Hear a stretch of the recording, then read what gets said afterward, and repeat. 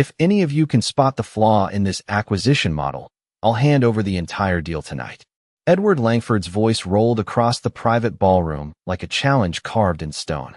The laughter that followed was low, expensive, confident. Crystal glasses clinked softly beneath the gold chandelier light, while Manhattan shimmered through the towering windows behind him, 43 floors above the city. Every person in the room wore power like a tailored suit. Hedge fund managers, venture capital sharks, corporate attorneys with silver watches and cold smiles.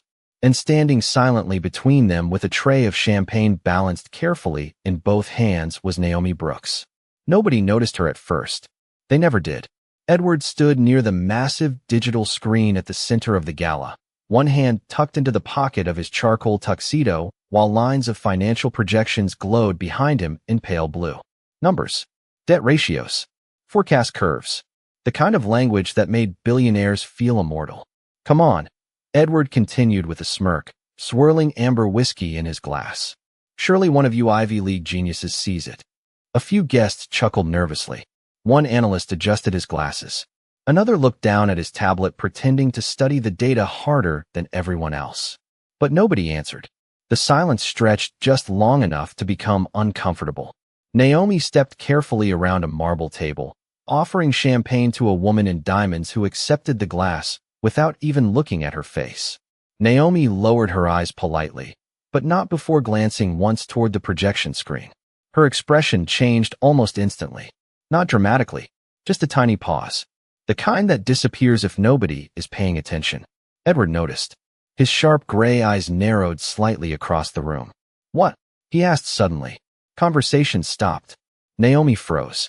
Several guests turned toward her for the first time all evening. Sir? She asked quietly. Edward tilted his head toward the screen. You looked at the model like you had something to say. A few people laughed under their breath. Naomi straightened slowly, the black serving tray still balanced against her palm. I didn't mean to interrupt. Then don't, one older investor muttered, drawing another ripple of amusement from the crowd. Edward raised a hand, stopping them. His curiosity had already taken over. No, he said calmly. I want to hear this. Naomi hesitated. The ballroom suddenly felt warmer than before. She could feel dozens of eyes pressing against her uniform, measuring her, reducing her to the name stitched onto the front of her apron. Wait, staff. The flaw, she said carefully, isn't in the math. The room went still. Even the jazz piano near the bar seemed to fade into the background. Edward's jaw tightened just slightly. Go on. Naomi swallowed once. It's in the debt structure behind the acquisition. This time nobody laughed. Edward stared at her without blinking. A young executive near the stage let out a quiet scoff. You've got to be kidding. But Naomi's eyes never left the screen. The shell company carrying the secondary liabilities was moved offshore 6 months ago, she continued softly. If the acquisition closes under this structure, the debt trigger activates after Q2. A silence heavier than before settled across the ballroom. Somewhere near the windows, ice shifted inside a whiskey glass. Edward slowly lowered his drink. And how exactly, he asked, his voice suddenly colder, would a waitress know that? Naomi finally looked at him directly. Calm, steady, almost painfully composed beneath the chandelier light. Because, she said, whoever built this model was hoping nobody important would read the footnotes. The ballroom remained frozen for nearly 3 full seconds after Naomi spoke. Not the polite silence of wealthy people pretending to listen, but the sharp, uncomfortable kind that made everyone suddenly aware of their own breathing. Edward Langford slowly turned toward the projection screen again. The blue financial graphs reflected faintly across his face while the city lights behind him flickered against the glass walls of the penthouse ballroom.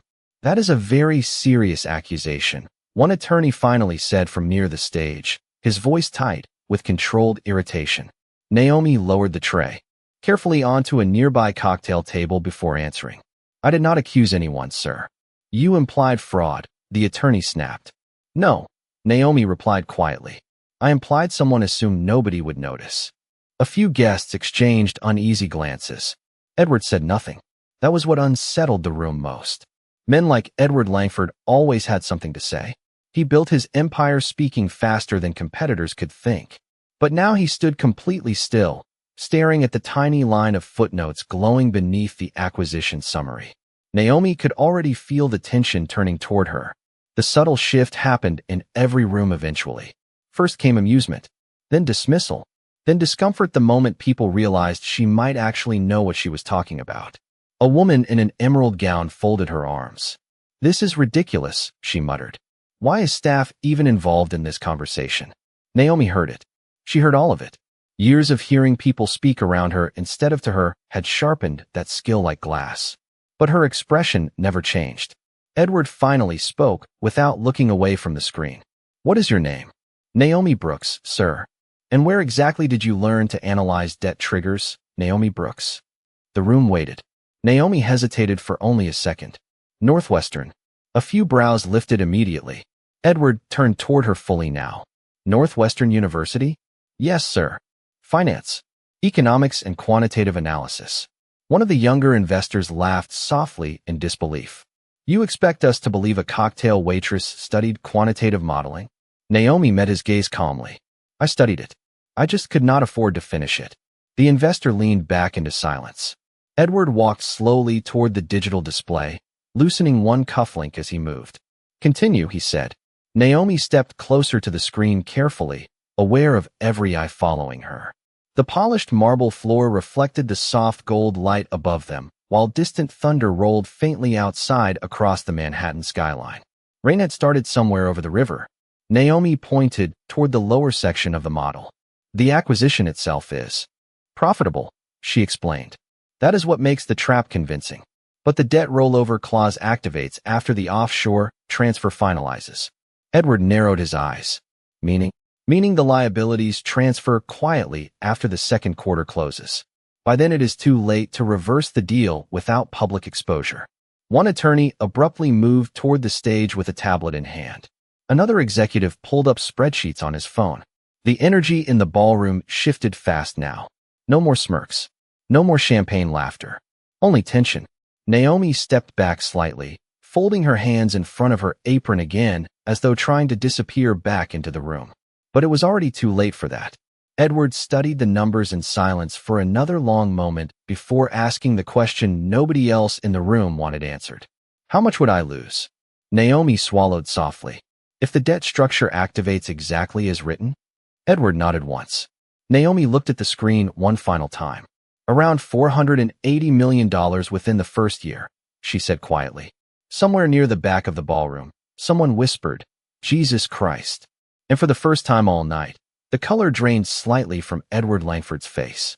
The ballroom no longer sounded like a celebration. The soft jazz near the bar had stopped completely, replaced by the low tapping of nervous fingers against phone screens and the hurried whispers of executives suddenly realizing they might be standing inside a disaster worth nearly $500 million. Rain streaked slowly down the towering glass windows overlooking Manhattan, blurring the city lights into rivers of gold and white.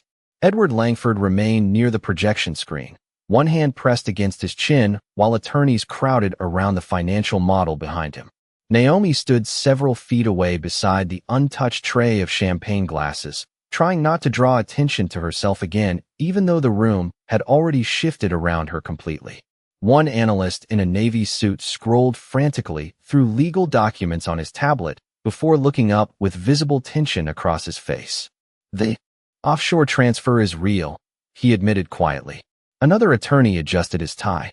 "The liability rollover clause is buried under the restructuring language." A heavy silence followed. Edward slowly exhaled through his nose. The sharp confidence he carried earlier had dulled into something colder now. More focused. More dangerous. "Who reviewed this before it reached me?" he asked without raising his voice. Nobody answered immediately. A few people avoided eye contact altogether. Naomi watched the scene carefully from the edge of the ballroom, her hands folded loosely in front of her apron. She knew that silence too. It was the silence wealthy people used when blame started looking for a place to land. Edward finally turned toward one of his senior partners, a silver-haired man named Howard Pierce. "You signed off on this model yesterday."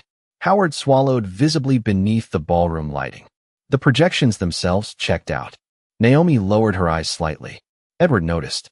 "You disagree?" he asked. Naomi hesitated carefully. The projections are designed to check out. Howard scoffed immediately. This is absurd. She is a waitress pretending to be an auditor. Naomi remained calm. No, sir, she said softly. I am a waitress who used to study how people hide debt. The words settled heavily across the room. Edward walked slowly toward her now, his polished shoes moving across the marble floor with measured precision. You keep saying used to. Naomi nodded once. My father got sick during my junior year. Edward said nothing, waiting. Naomi glanced briefly toward the rain outside the windows before continuing. Kidney failure. Insurance stopped covering the treatments after complications started. Tuition became impossible after that. Her voice stayed level, but exhaustion lingered underneath every word like weight carried too long. So you left Northwestern? Yes, sir. And ended up here. Naomi gave a small nod. This hotel pays hourly plus tips. Edward studied her quietly for several seconds. For the first time that evening, he was no longer looking at her like staff. He was trying to understand how someone capable of seeing what his entire financial team had missed ended up serving champagne at a billionaire gala. The realization seemed to unsettle him more than the money itself. Behind them, another attorney suddenly spoke up with alarm rising in his voice. Edward, if this acquisition closes tomorrow morning, the transfer becomes irreversible. A chill swept through the room. Several executives began talking at once now. Phones lit up across cocktail tables. One investor cursed quietly under his breath, while another loosened his tie. The atmosphere had shifted from luxury to survival in less than 20 minutes. Naomi instinctively stepped backward, trying once again to disappear from the center of attention. But Edward stopped her with a single sentence. Do not leave. She paused. Edward looked toward the massive projection screen again, then back at her. You saw something my entire board missed in under 30 seconds. His voice lowered slightly. That means either you are very lucky, he paused. The rain outside intensified against the glass. Or everyone in this room has been underestimating you. The storm outside thickened into steady rain, washing silver streaks across the glass walls of the ballroom, while tension tightened inside like a wire pulled too far. Nobody touched the champagne anymore. Half-finished drinks sat abandoned across marble tables beside glowing phones and scattered legal documents. Edward Langford stood near the center of it all with both hands resting against the edge of the digital display table, staring down at numbers that suddenly looked less like profit and more like betrayal. Naomi remained several feet away, quiet beneath the warm chandelier light, her black uniform standing in sharp contrast against the sea of expensive suits surrounding her.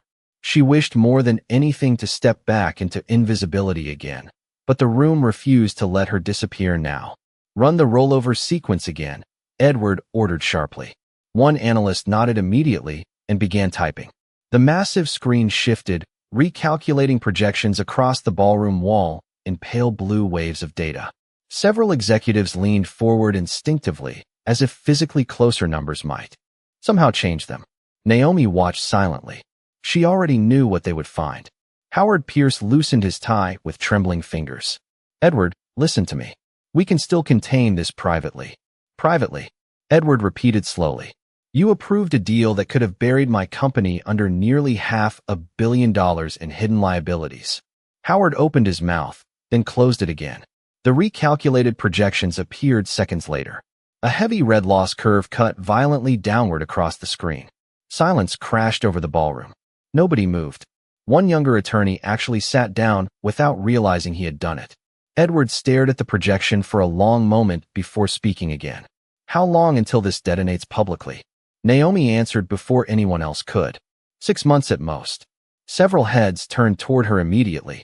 She continued carefully. The debt trigger is delayed intentionally. By the time investors discover the transfer structure, the shell company dissolves and liability stays attached to your firm. Edward looked at her sharply. You are certain? Yes, sir. How? Naomi glanced toward the glowing numbers again. Because this exact structure was used during a banking collapse in Singapore 8 years ago. Different names. Same mechanism. One executive frowned deeply. How the hell does a hotel waitress know about international debt collapses? Naomi inhaled softly before answering. Because while everyone else at school wanted to work on Wall Street, I studied financial disasters. The room quieted again. Edward slowly walked toward her, stopping only a few feet away now. Up close, Naomi could see exhaustion behind his sharp gray eyes for the first time all evening. Not weakness, just the weight of realizing trust had nearly destroyed him. "If you saw this in under 30 seconds, he asked quietly, "why did none of my people catch it?" Naomi hesitated carefully. Every instinct told her not to answer honestly. But Edward was already looking at her like he expected the truth. "Because your people were looking at profit," she said softly. "I was looking for risk." Edward held her gaze for several long seconds. Somewhere behind them, thunder rolled low over Manhattan. Then suddenly another voice cut through the room. "This is insane." A man near the bar stood abruptly, frustration written across his face. "We are seriously taking strategic advice from catering staff now." A few uncomfortable glances followed. Naomi lowered her eyes slightly. She had heard versions of that sentence her entire life. But before she could step away, Edward answered without turning around. "No," he said coldly. "Tonight we are taking strategic advice from the smartest person in this room." The ballroom fell completely silent again. Naomi blinked once, caught off guard by the words. Edward turned toward the projection screen one final time before speaking in a voice calm enough to make everyone even more nervous. "Cancel tomorrow morning's acquisition meeting." One attorney looked stunned. "Edward, the board will panic." "Good," Edward replied. Rain hammered harder against the glass behind him. "Because if Naomi had stayed quiet tonight, panic would have been the least of our problems." The ballroom never recovered its warmth after that. The laughter was gone completely now, replaced by the cold mechanical sound of keyboards clicking, legal teams whispering into phones, and rain striking the glass walls high above Manhattan like steady static. Naomi stood near the edge of the room beside the untouched champagne tray, trying to make herself smaller while the billionaire world around her unraveled in real time. She had seen panic before. Hospitals taught people that kind of silence.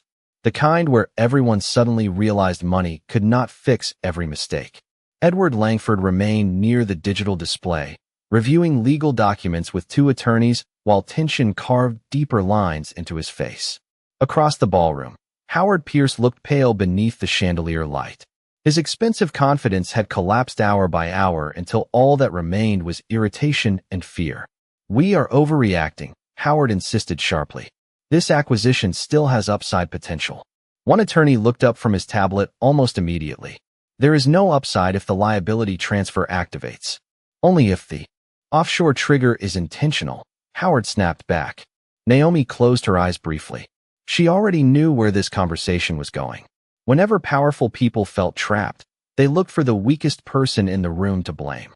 Howard finally turned toward her fully.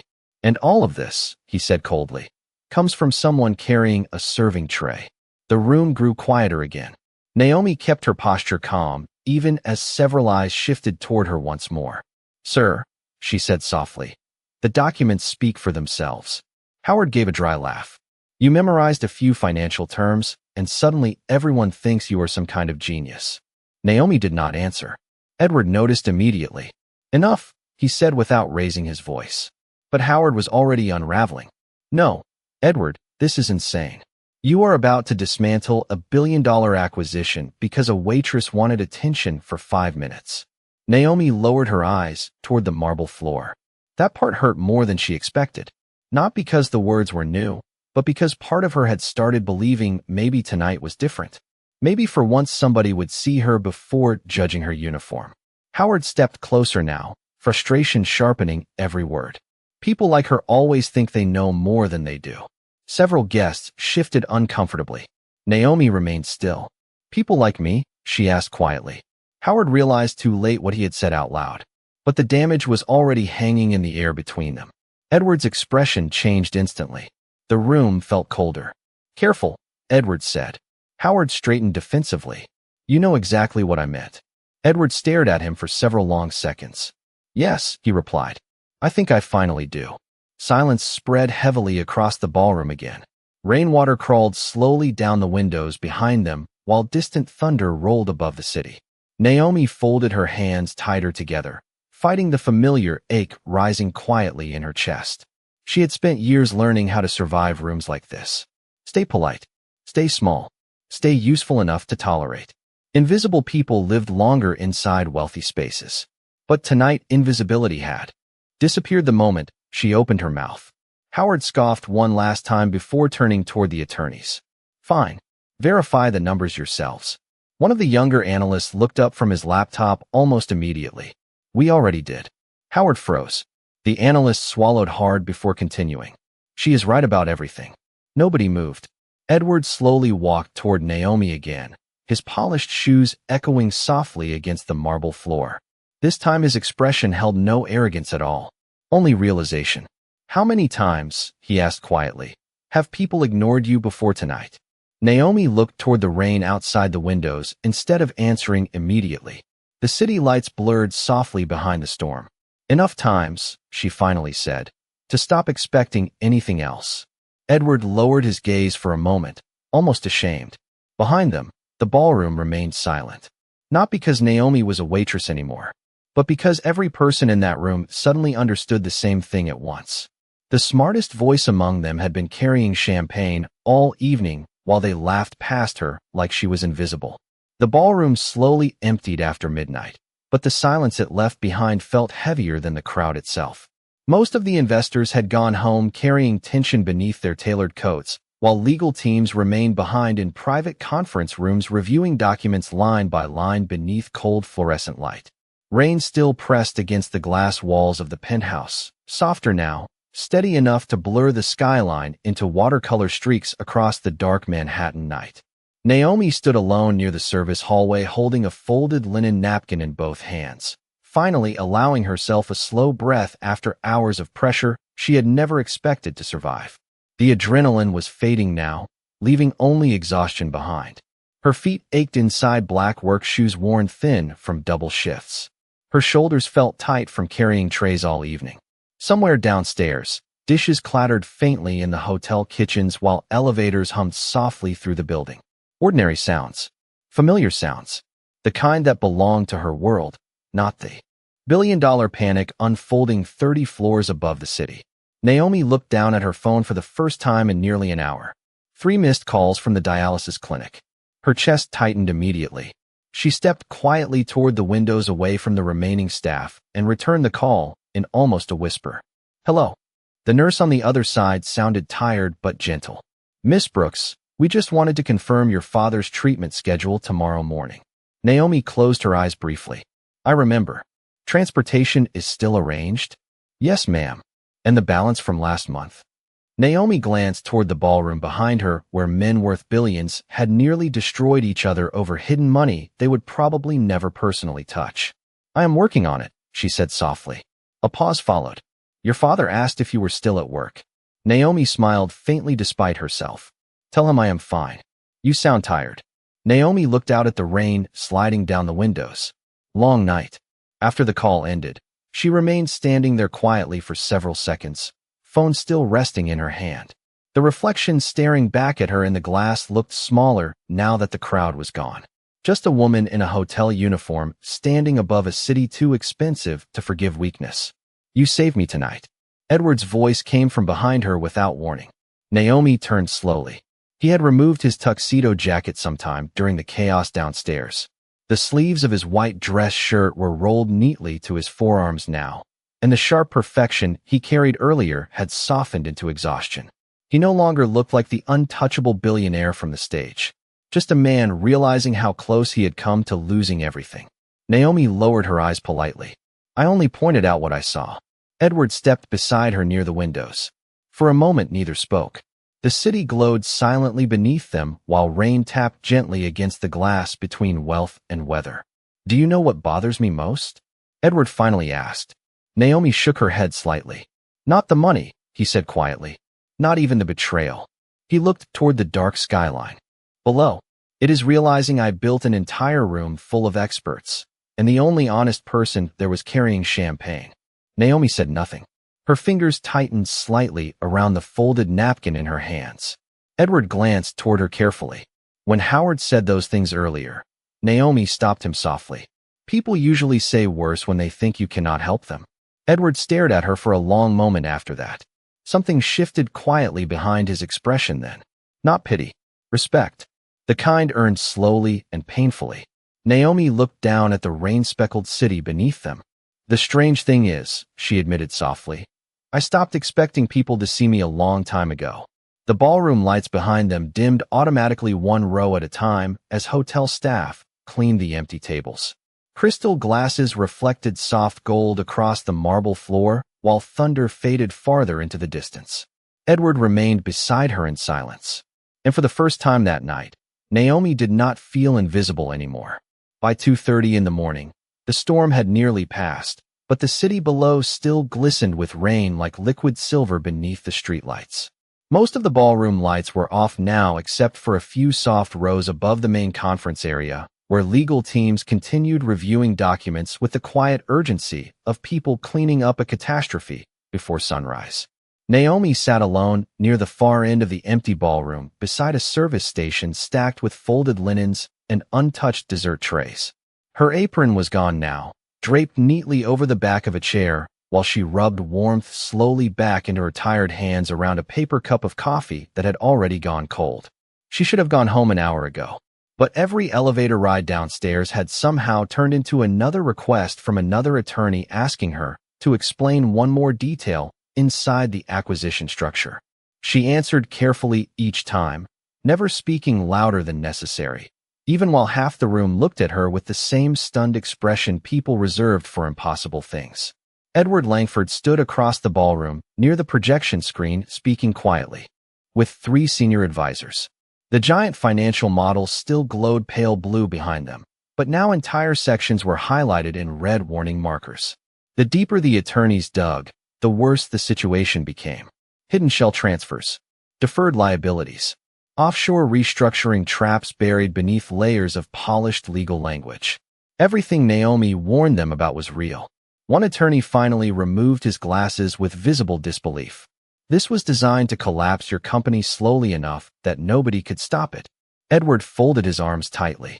Who benefits? Your competitors, another advisor answered grimly. And whoever leaked approval authority through the internal review process. Edward's jaw tightened immediately. His eyes drifted across the ballroom toward Howard Pierce, who now sat completely alone near the bar with untouched whiskey in front of him and panic written openly across his face. Howard noticed the look immediately. Edward, he said quickly, standing up. You cannot seriously believe I knew all of this. Edward walked toward him slowly. Not angry. Worse. Controlled. You signed every approval document personally. Because I trusted the analysts under me. Did you? Edward asked quietly. Howard hesitated. That tiny pause was enough. The room noticed it too. Naomi lowered her eyes instinctively. She hated moments like this. The instant truth stopped hiding, and everyone became aware of it together. One investigator stepped closer holding a tablet. We found offshore communication records tied directly to Pierce Capital Holdings. Howard's face drained completely. You are making a mistake. No, Edward replied softly. The mistake was mine. Silence settled heavily again. Rainwater still clung to the windows behind them, while the city glowed faintly beneath the fading storm clouds. Howard looked around the ballroom desperately, but nobody stepped forward anymore. Nobody defended him, because the numbers had already spoken louder than reputation. Edward exhaled slowly through his nose before turning away. You are finished here, Howard. The older man opened his mouth again, then stopped. For the first time all evening. He looked small. Security was not called. Nobody raised their voice. Howard simply grabbed his coat and walked out beneath the dim ballroom lights, while dozens of eyes silently followed him toward the elevators. The soft chime of the closing elevator doors echoed faintly across the empty room. Then nothing. Just silence again. Edward remained standing near the windows for several long seconds before turning toward Naomi. She immediately looked uncomfortable being the center of attention once more. Edward walked toward her slowly, stopping beside the linen station where she sat holding the cold coffee cup between both hands. You did not just save me from losing money tonight, he said quietly. Naomi looked down. You saved thousands of employees working under this company from waking up 6 months from now without jobs. Naomi swallowed softly. She had not thought about it that way. Edward studied her carefully beneath the low chandelier light. My board spent millions hiring experts who never saw any of this. He paused briefly. But you did. Naomi gave a small tired shrug. I was only paying attention. Edward almost smiled at that. Almost. Then his expression turned serious again. No, he said quietly. You were brave enough to speak when everyone else stayed comfortable. The ballroom fell silent once more after that. But this silence felt different from earlier. Softer, warmer somehow. Like the room itself finally understood exactly who Naomi Brooks really was.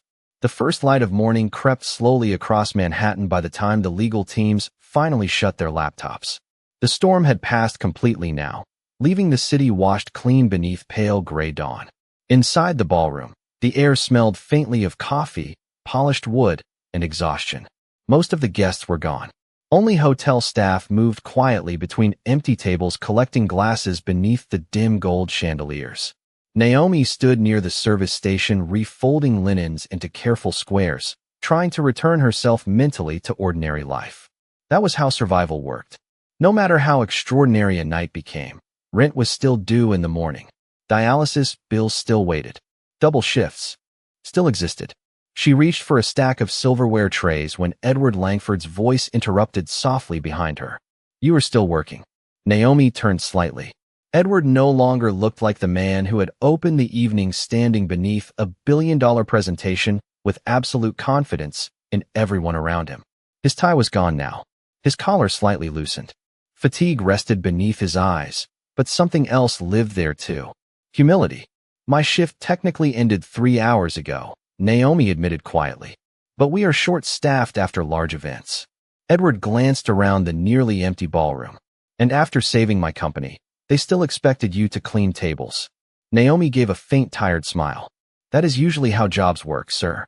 Edward looked down briefly as if the sentence bothered him more than it should have. Across the room, hotel employees continued resetting the ballroom for another wealthy event later that afternoon. Naomi recognized the rhythm well.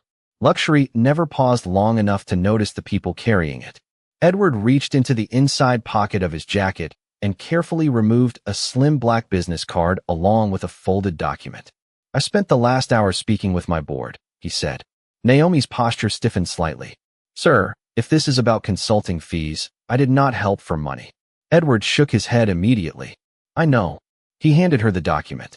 Naomi looked down slowly. At first she thought exhaustion was making her read it incorrectly. Then her breath caught softly in her throat. The paper carried the official Langford Capital letterhead across the top. Senior Strategic Risk Analyst. Full salary. Benefits. Signing bonus. Immediate start. Naomi stared at the page in stunned silence. Sir, you already do the work, Edward interrupted gently. This only changes whether the world decides to acknowledge it. Naomi looked down at the offer again. Her fingers trembled slightly against the paper. The salary listed near the bottom was more money than she had earned in several years combined. Enough to cover her father's treatments. Enough to finally breathe again. Yet uncertainty still lingered quietly. Behind her eyes, Edward noticed immediately. You do not trust this. Naomi hesitated. I am not used to rooms like yours keeping people like me around very long. The honesty in her voice settled heavily between them. Edward exhaled slowly and glanced across the ballroom, where hotel workers continued moving silently beneath the chandeliers. That room almost destroyed itself tonight because men like me spent too many years listening only to people who sounded familiar. Naomi lowered her eyes. Edward continued softly. You walked into a room designed to ignore you, and still chose to speak anyway. He paused briefly before adding, that kind of courage cannot be taught at Harvard or bought on Wall Street. Naomi looked at the offer one more time. Her father's tired smile crossed her mind. The clinic calls. The overdue balances hidden inside kitchen drawers at home. Years of shrinking herself so other people could remain comfortable. Edward stepped back slightly, giving her space. Whatever you decide, he said quietly, do not ever let another room convince you that your voice belongs in the background. Naomi looked up at him then. Really looked at him for the first time since the night began. The arrogance was gone now. In its place stood a man humbled by the realization that brilliance sometimes arrived wearing a hotel uniform and carrying a serving tray. Slowly, Naomi folded the offer letter carefully in both hands while morning sunlight finally broke through the clouds behind the windows, spilling soft gold across the empty ballroom floor. 3 months later, the city looked different from the 43rd floor of Langford Capital. Autumn sunlight stretched across Manhattan in long bands of gold, while traffic moved below like slow rivers of steel and glass between the buildings. Inside the executive conference room, the atmosphere was quiet, focused, almost reverent. No raised voices. No oversized egos trying to dominate the air. Just the soft sound of pages turning and keyboards clicking beneath the morning light. Naomi Brooks stood near the far end of the conference table reviewing a digital risk assessment projected across the wall. She wore a charcoal blazer now instead of a hotel apron, but her posture had not changed. Calm, measured, grounded. Some habits survived every transformation. Around the table sat analysts, attorneys, and executives worth more money than most cities would ever see. Yet when Naomi spoke, people listened immediately. Not because Edward demanded it, because she had earned it. If the exposure ratio increases above 12%, Naomi explained softly, the restructuring timeline becomes unstable by Q3. Several executives nodded while typing notes. One younger analyst raised his hand carefully. Would you recommend delaying the acquisition entirely? Naomi glanced toward the financial projections. Not delaying, she answered. Rebuilding the structure honestly before moving forward. Edward Langford sat near the head of the table, listening quietly. Sometimes he still caught himself watching the room instead of the numbers. Watching people pay attention to Naomi now with the same respect they once reserved only for expensive titles and Ivy League resumes. The difference still humbled him more than he admitted aloud. After the meeting ended, the executives slowly filtered out into the hallway carrying laptops and coffee cups while sunlight spilled warmly across the polished floors. Naomi remained behind, organizing documents into careful stacks. Edward approached quietly. You handled that well. Naomi smiled faintly without looking up. Nobody argued this time. Edward leaned lightly against the edge of the conference table. That is because nobody wants to be the person who underestimates you anymore. Naomi shook her head softly, almost embarrassed by the compliment. Through the towering windows behind them, Manhattan glowed beneath a crisp blue sky washed clean by the previous night's rain. The city felt calmer this high above the noise. Farther away from judgment somehow, Edward noticed a framed photo resting partially hidden beneath Naomi's folder and nodded toward it. Your father? Naomi's expression softened immediately. She handed him the picture carefully. Her father sat smiling from a dialysis chair, wearing a baseball cap crooked slightly sideways, while holding a plastic hospital cup in one hand like a trophy. His treatments are going better, Naomi said quietly. The doctors are optimistic. Edward looked at the photo for a moment before handing it back gently. I am glad. Naomi slid the picture carefully into her folder again. He still cannot believe all of this happened because I spoke up during one catering shift. Edward almost laughed softly. Neither can half of Wall Street. The room fell into comfortable silence after that.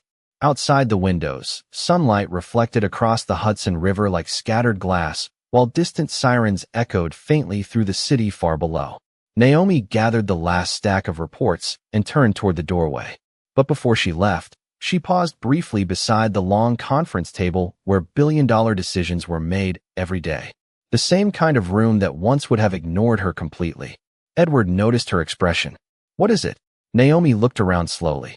Nothing, she said softly. I was just thinking about how strange it feels to finally be seen. Edward lowered his gaze for a moment, understanding more than she realized. Naomi walked toward the elevators with sunlight following softly across the floor behind her. Several employees passing through the hallway greeted her warmly by name. She greeted every one of them back. No arrogance, no bitterness, just quiet grace carried with the same steady calm she once used while balancing champagne glasses through crowded rooms where nobody saw her worth. Edward remained standing alone near the conference room windows long after she disappeared down the hallway. Below him, Manhattan moved endlessly beneath the afternoon light. Powerful, loud, restless. But somewhere inside that enormous city, a woman who had once been treated like background noise was finally walking through rooms with her head held high. And for the first time in years, Edward Langford understood something money had never taught him. The most valuable people in the world are often the ones others overlook